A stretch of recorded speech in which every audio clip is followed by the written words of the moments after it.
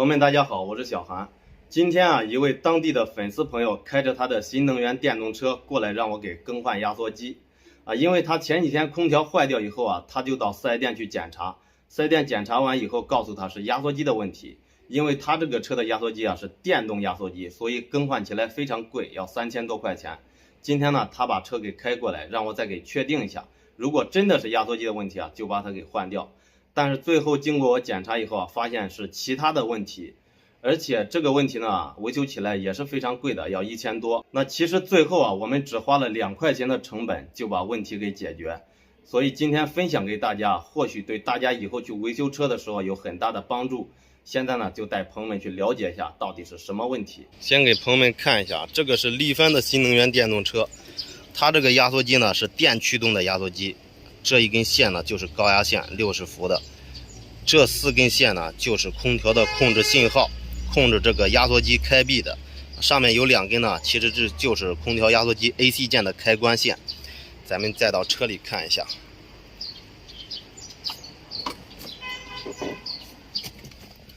它这个车面板和咱们普通的汽车的面板是一样的，这个也是空调压缩机的开关 AC 键。AC 键亮下的话，这个压缩机才启动。但是最后检查以后呢，发现它这个车的 AC 键虽然会亮，但是它的空调压缩机的输出信号呢是不会出去的。所以说就是这个空调面板坏了。但是这个面板太贵虽然这个车价没有多贵，但是像这种车现在已经停产，非常的少。这个面板是卖一个少一个，厂家已经不再生产了，所以说非常贵1600、1700。所以今天咱们就为粉丝朋友的车再单独改装一个 AC 按键。其实很简单，咱们就找到后面这2根 AC 按键的开关线，然后引出来，再专门接一个开关就可以。我们发现这个位置有一个空闲的开关位置，所以我们想把这个开关装到这个位置。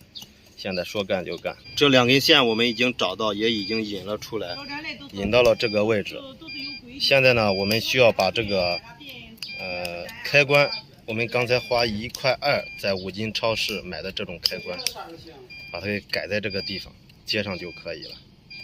现在咱们把这个开关给加工一下，因为它太大了，让它大小和这个一样，这个样子呢才能装进去。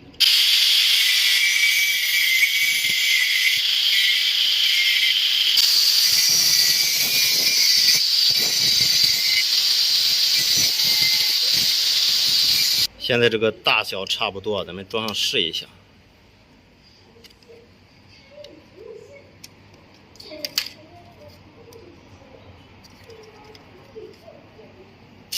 可以，很原装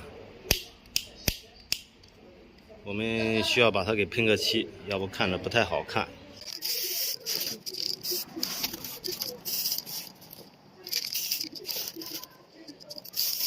好，现在这个开关咱们已经喷完漆了，现在咱们把这个线头给，好，没事，好，这个线头一接呢，就可以试车，看看能不能用。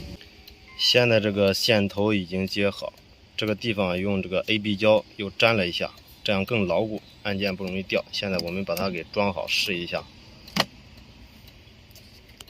打开钥匙。然后呢，打开这个空调，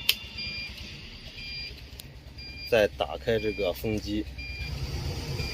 这个 AC 按键现在已经完全没有作用它亮不亮都没有关系。咱们看一下这个空调，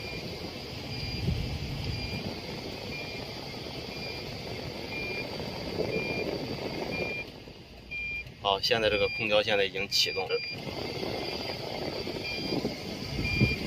大家看这个温度现在往下降，就证明这个压缩机现在已经工作了。出风口的温度也在变凉，可以这个按键这样改就可以。所以这个面板呢根本不需要换，这个 AC 键现在已经没用了。其实它亮不亮都没有关系大家看这个温度还在往下降，非常的不错好，这个车呢就算完工了，这个面板也不用换。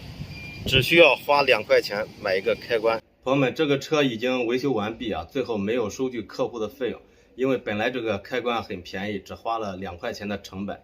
再加上客户呢也给我们买了饮料啊，1瓶饮料也要3块钱，所以我们还挣1块钱啊。其实开个玩笑啊，最主要还是因为客户对我们的信任。